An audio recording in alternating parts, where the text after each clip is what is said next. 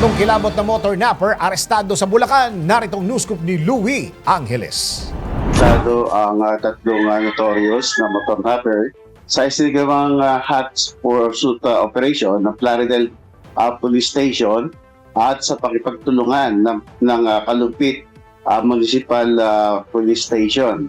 Sa report na natanggap ni Colonel Satur Ejong, Director ng Provincial Police Office, ay nahuli ang mga suspect na sina alias Pierre, alias Joros at alias Dave habang sakay ng isang itim na Aerox motorcycle na walang plaka at isang Rusi motorcycle.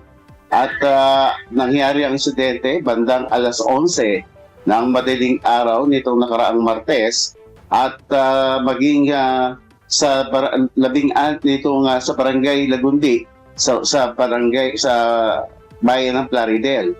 At ayon pa sa pulis, ang mga biktima ay isang 43 taong gulang na negosyante at natangayan na isang Honda City at maging itong motorsiklo na Honda Click ay nahaharap naman sa kasong paglabag sa Republic Act number 10883 ang New Anti-Carnapping Act of 2016 ang mga suspect. Wala rin sa Bulacan, ito si Metro Patrol Wellness para sa Kilometro Dulakas, DWIC nagpabalita ng tama, naglilingkod ng tama.